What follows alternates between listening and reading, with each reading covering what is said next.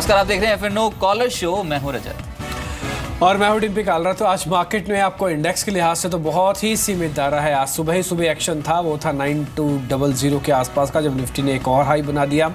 लेकिन उसके बाद बाजार पूरी तरह से एक रेंज में फंस गया। और रेंज भी ऐसी कि इंडेक्स को छोड़ के अगर आप कोई काम भी करना चाहें तो करके आ सकते हैं, क्योंकि 20-25 मिनट में तो इंडेक्स बेहद ही रेंज में नहीं, पर वो जो लेवल दिखाया था 9200 को चार्ट्स पे देखिए, वो कितने समय के लिए दिखाया एकदम से उसके बाद तो सौदे उल्टे लगे हुए थे क्या? वो एक्चुअली जो आप देख भी रहे हैं लेवल्स, वो प्री टिक के साथ भी थे। उसके बाद अगर आप जब ओपनिंग देखेंगे तो सिर्फ एक ही टिक वहाँ लगा। उसके बाद तो ज़्यादातर समय हम 9100 के ही रेंज में हम ट्रेड करते हो, जो कि 9200 तो हमने देखा ही नहीं।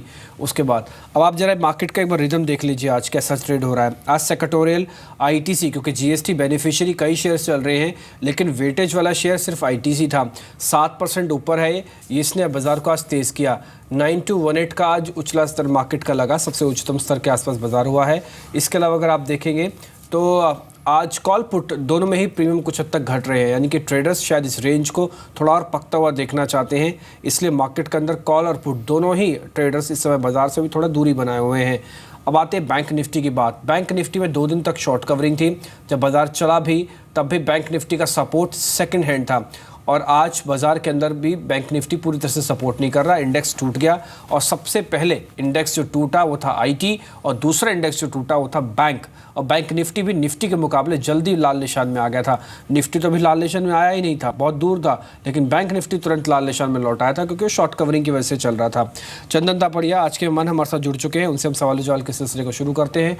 और आपको बता रहे हैं आप इस कार्यक्रम से कैसे जुड़ सकते हैं, कैसे सवाल पूछ सकते हैं।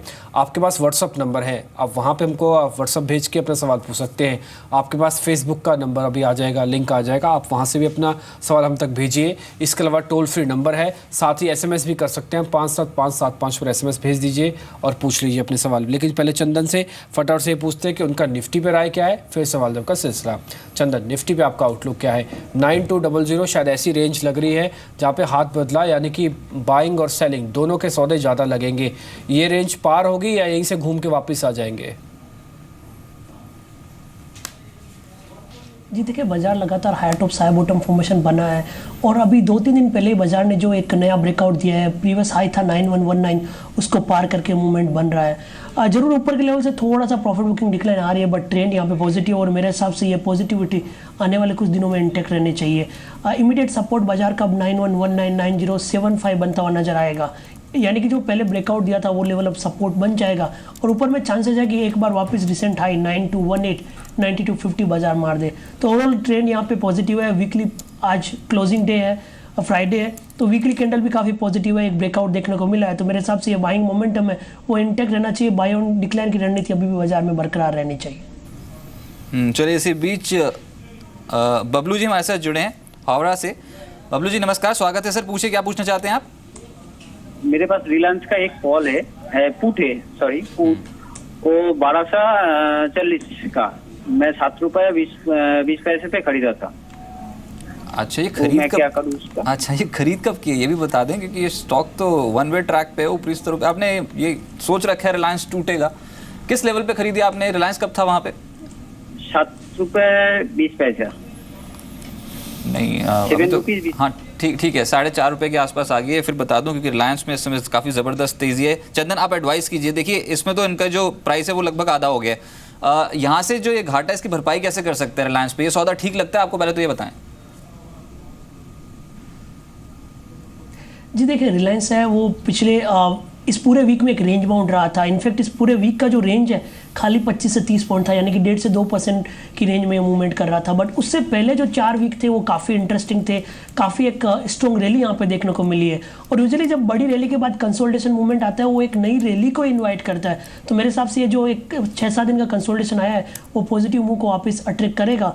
और अब की बार यदि स्टॉक 1313 निकल जाता है तो मेरे हिसाब से 1335 और 1350 तक के लेवल यहाँ पे बनते हुए नजर आएंगे। तो शायद जिन्होंने ये जो कॉल लिया है उसको एक बार यहाँ पे रख सकते हैं।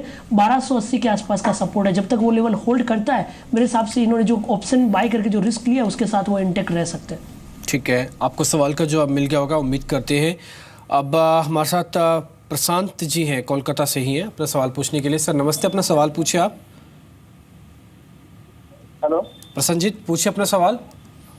सर जी मेरे पास एक SBI का 280 का कॉल है। SBI की 280 की कॉल है, क्या रेट खरीदा हुआ है? जल्दी जल्दी बताते जाइए मेरे को आप। 6 रुपया 40 पैसे में खरीदा हुआ है। 6 रुपये 45 पैसे में खरीदा है, 280 की कॉल है, ठीक है। और दूसरा शेयर कौन सा है? TVS मोटर्स 460 का कॉल है, 2 रुपया 45 पैसे। ठीक है, ये आपके SBI की कॉल तो आधी चल रही है। अब आप बता रहे 460 की आपके पास एक कॉल पड़ी हुई है और वो आपने खरीदी हुई है 2 रुपये 25 पैसे। ये ऑलमोस्ट आपके रेट से ऊपर आ गई है।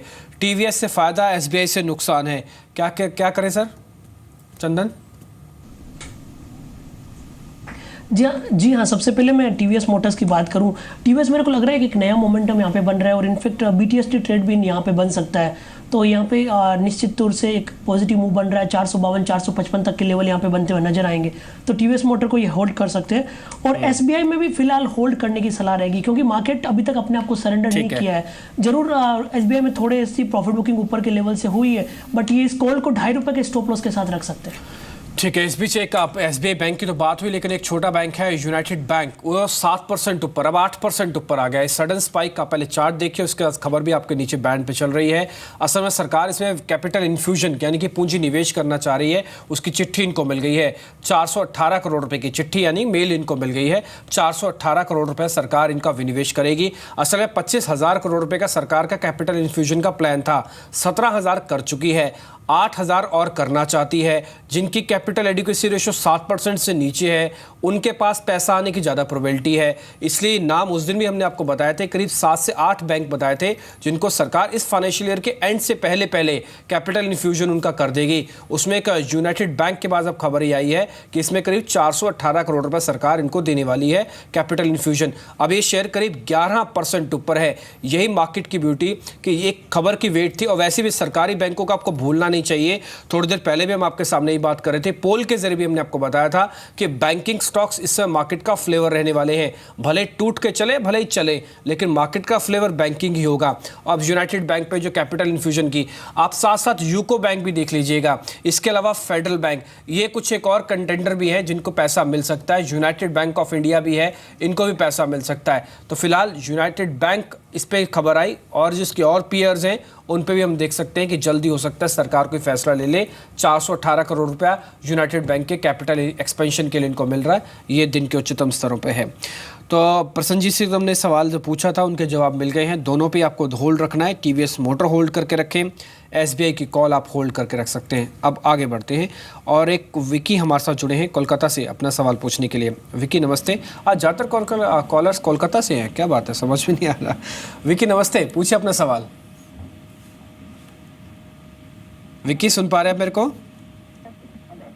चलिए, ये पूछ नहीं पा रहे, लेकिन मैं इनकी तरफ से पूछ लेता हूँ क्योंकि ये शेयर को मैं भी काफ़ी क्लोजली ट्रैक कर रहा था। वो था सेंचुरी टेक्सटाइल, 1010 का इनका एक लॉट लिया हुआ है और ये मास सीरीज़ का है। खबर इसमें ये भी आई कि पेपर डिवीज़न को अलग करना चाहते हैं। एक खबर ड्यू है कि सेंचुरी इंका को मर्ज करना चाहते हैं। ये शिफ्टिंग होगी, ये सेंचुरी टेक्सटाइल में ऑलमोस्ट कन्फर्म जैसी दिख रही है। लेकिन सेंचुरी टेक्सटाइल 1000 के ऊपर कितना अट्रैक्टिव आपको लग रहा है? 1010 का एक फ्यूचर है विकी का।